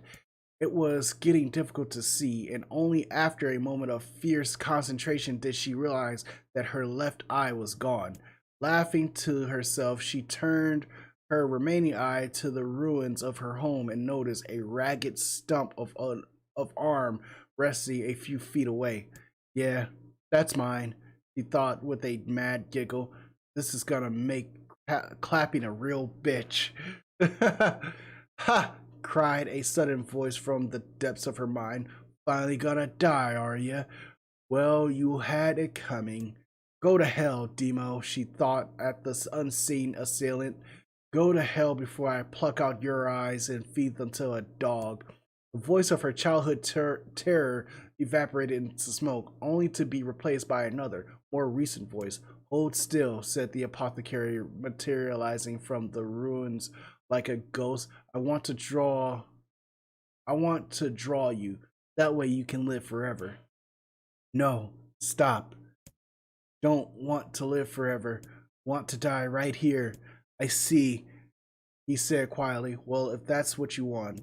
The spectral shopkeeper fluttered in and out of existence for a moment, then produced a piece of paper and sketched quickly. After a few seconds, he turned the page to Kaine and smiled. Since you rejected my offer, I decided to draw someone else. It was a picture of her grandmother. Real as life, Kaine opened her mouth to thank the man, but stopped as the picture began to blacken in the middle. Before she could say anything, dozens of multi-legged insects began to swarm across the image, tearing at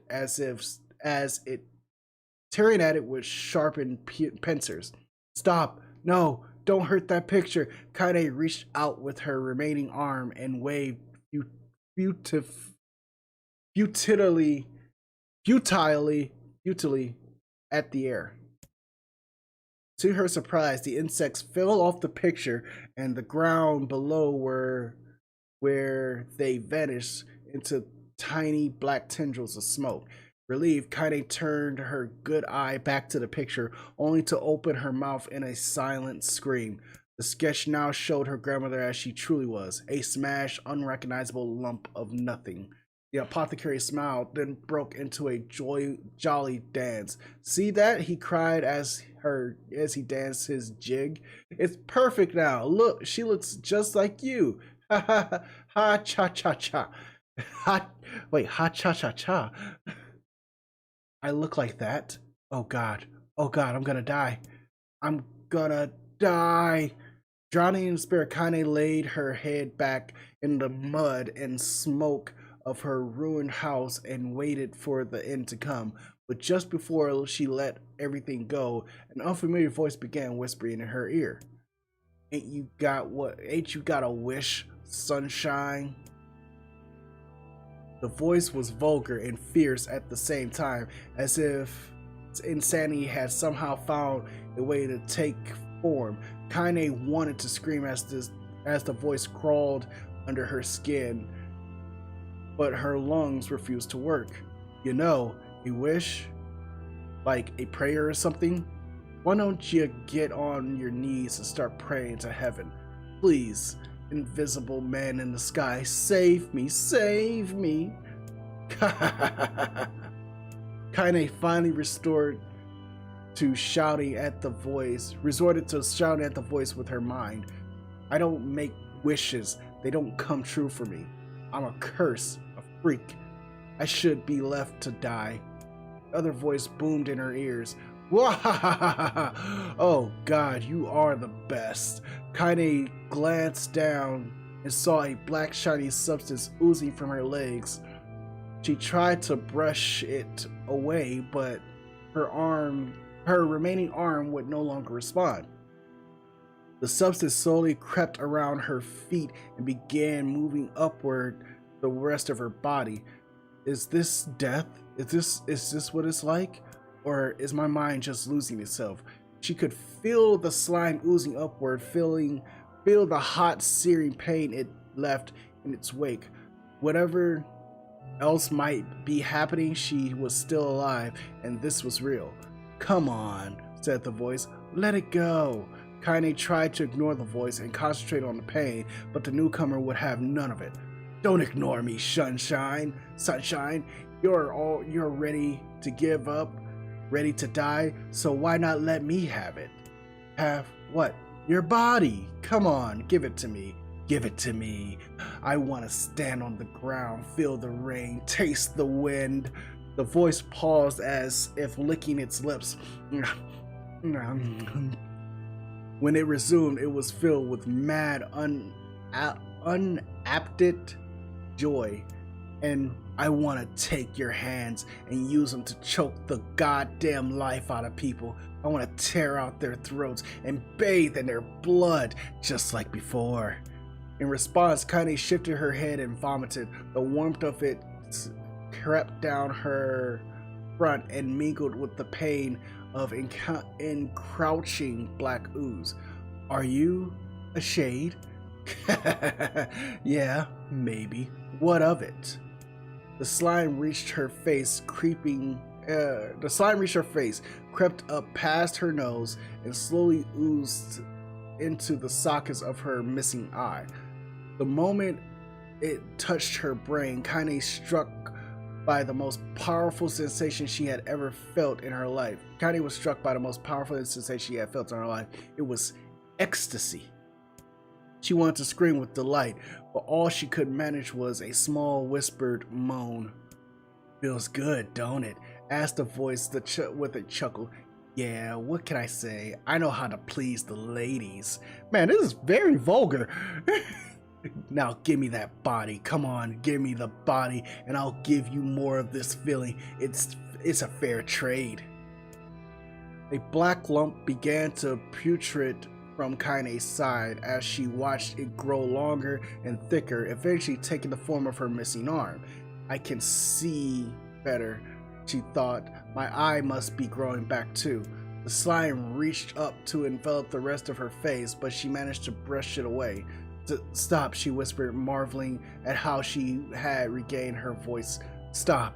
The black ooze hesitated as if considering the request, then quickly shimmered down her body before disappearing in a cloud of smoke. What the hell, Sunshine? Screamed the voice. We had a deal. I thought you wanted to die. Grandma said, I can't die yet. A brief image of her grandmother, bloodied and broken, flashed before her eyes. She saw the shade that had killed her and heard its mocking laughter, then closed her eyes and forced the image from her mind. Her whole body was quacking with rage. When she opened her eyes again, they burned bright red.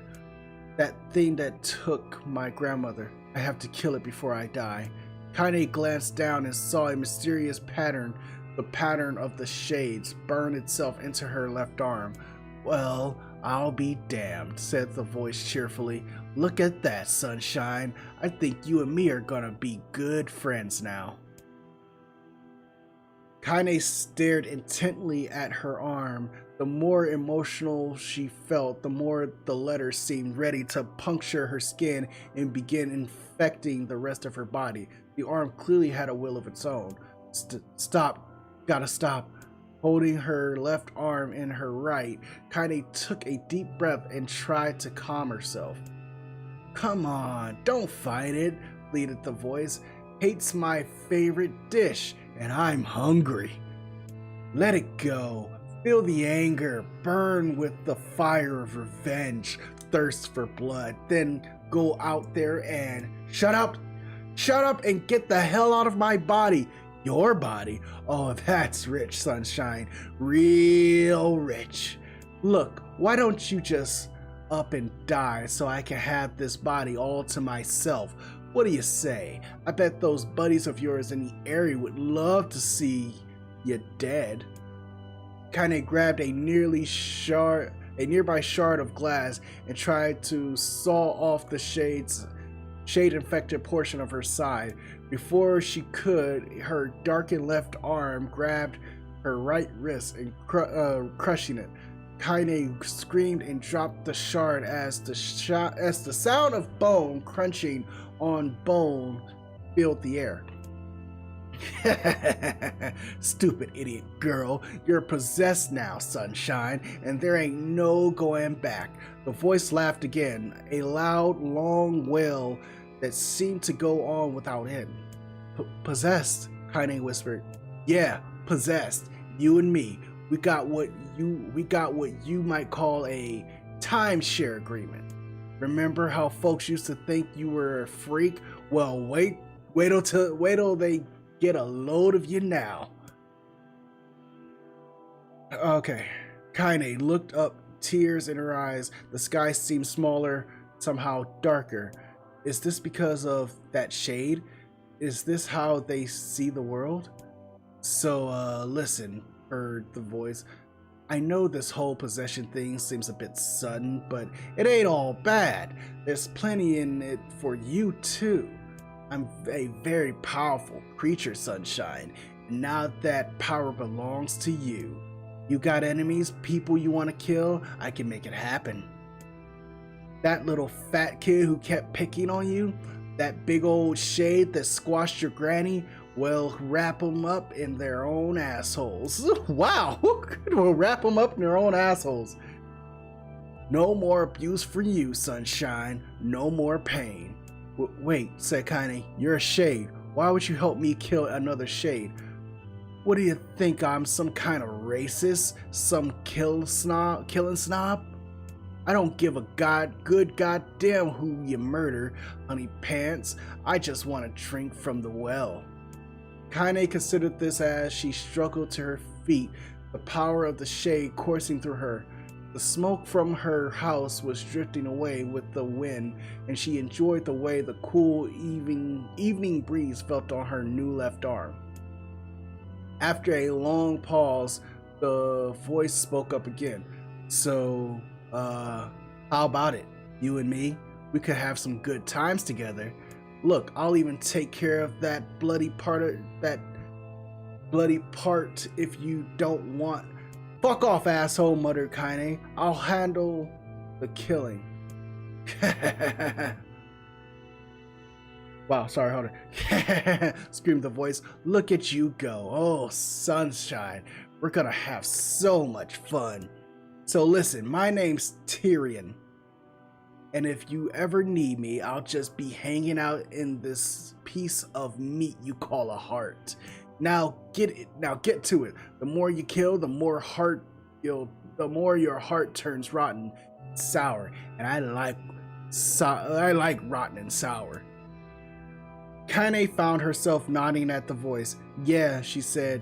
Yeah, I think this can work. I'm gonna find that shade and I'm gonna strangle it with its own guts. And when I'm done, I'm gonna do the same to you, Tyrion. Count on it. Ha! Laughed Tyron. I've shit bigger than you. Oh my god. Oh my god, that's funny. I've shit bigger than you, so good luck with that. Oh, and hey, one more thing. Right now, you and me are sharing this body. But if you ever run out of hate, if you ever, go soft, then I'm gonna take over everything. So keep on killing, Sunshine, and watch your back. The voice grew fainter and gradually faded away, fading to somewhere deep inside Kaine's self. Kaine waited until she was sure the voice was gone, then waved her new arm around a few times. It feels perfectly normal, she thought. It feels like mine. Desperately, she began poking and prodding at the new limb, determined to find something wrong with it. She didn't want it to feel normal. That would mean the creature inside her had already won. I'm not a shade. I'm Kaine. Repeating this mantra in her mind, she slowly began digging through the rubble of her house. Began being careful to ignore a certain red stained spot in the corner. Finally, after what seemed like an eternity of heartbreaking work, she found what she was looking for. It was the wreath of lunar tears.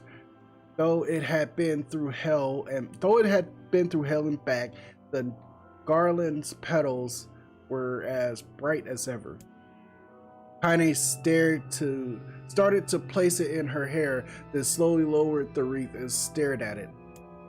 I'm sorry, Grandma. I'm so sorry, but I don't deserve to wear this anymore. I'm possessed, corrupted, a freak. And this time, I don't think there's any going back. Holding the flowers to her heart, Kaine fell to the ground and sobbed.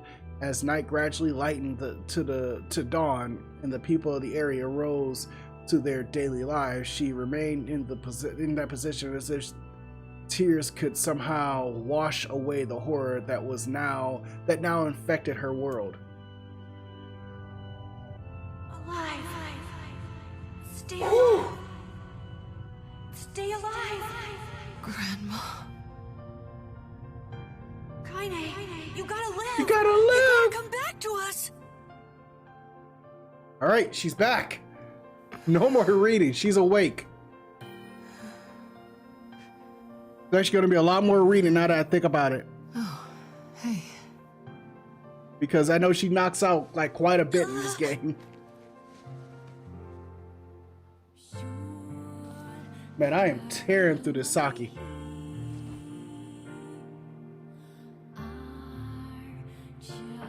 All right, let's skip that.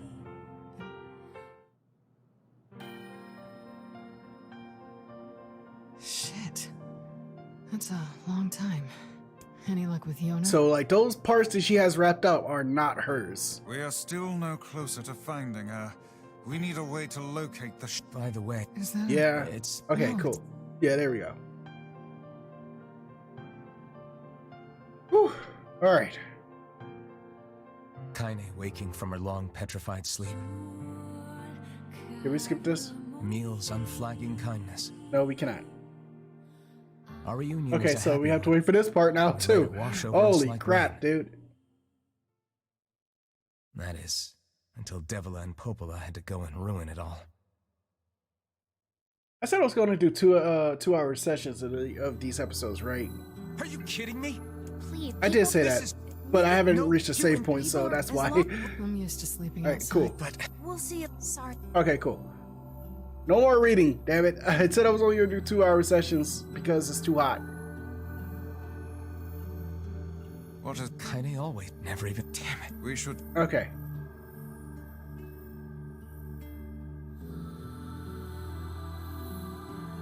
I didn't get much sleep that Oh night. my goodness. For the first time in my life, I hated Devila. I wanted to strangle Popla. For the first time in my life, I doubted Popola. But those feelings are pointless in the end. Yeah. They said and did what they did for the sake of the village. Yeah. They lied, I think. I guess. To protect it from the horror of the Shades. Which is fair because Kaine is half shade.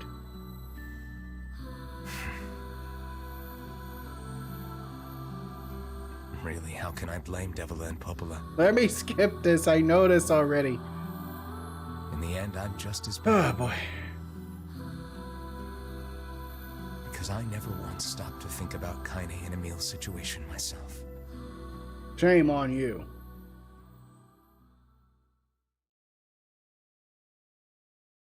We've seen this already. All right, we've seen it.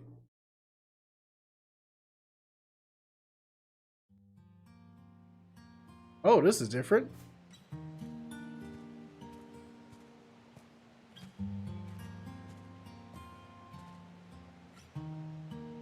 I should apologize to Kaine and Emil. But what good would that even do? I got a fire going. Wait, is that? Hey, okay, here's a little behind the scenes. I'm so happy to get to talk to you again, Kaine. Oh boy. Oh, stop that. Stop with the light. Okay, there we go. Yeah, me too. I tried everything I could think of to save you, you know. I polished you with a special cloth. I poured polished you warm with a water over you. special cloth. Wait, you poured water on me? Yeah, but it didn't really do much except make you all shiny. Hey, Emil. I guess you noticed how I look different now. I'm sorry, Emil. I'm sorry for all of it. Well, I mean, this new form isn't all bad, you know? At least I can look at you when we talk, That's right? fair. Hey, so why don't you tell me something about yourself? I'm not very interesting. Sorry. Come on, I just want to know you better. Fine. Fine. This all happened when I was a kid, before the whole shade possession thing. My body is different. And when the villagers found out about it, they started treating me like a freak. But one person, my grandmother, accepted me just as I was. No matter how bad things got. What's that she seam on gave her me neck? the That can't be strength to here, keep right? going. She's really special to you, It huh? might have been here. Yeah. Oh, hey! That gives me an idea. Since we cured your petrification, we should start looking for a way to cure your possession in my body. I know we can do it if we all work together. Heck, it'll probably be super I mean, easy. yeah, I didn't think there was a cure for Let me petrification. guess. More warm water? Ha! Okay, can we just forget I told you about that? Oh, that's sweet.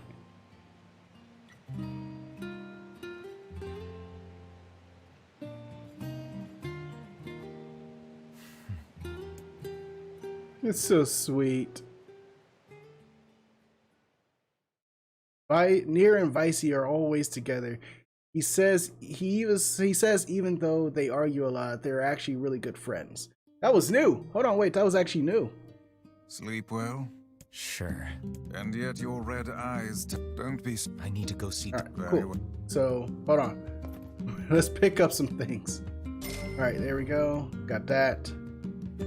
Got that. They also said something up here. Didn't I say it was like a book? Okay, I guess not. Actually, hold on. Options. Because there was something about the game itself, right? No, it's not that. I think it was like, okay, so hold on. Enemy target, no. It might be I have to do it like outside the game itself, so I think I'll do that in a second. Hold on. Let me go save and test that out. Oh yeah. I forgot I was trying to grow lunar tears.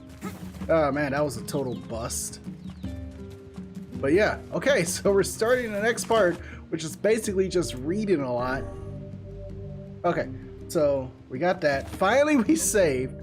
Alright, let's go to the main menu. Return to the title screen, there we go. And then we'll see what we can do here and then we'll peace out, I guess.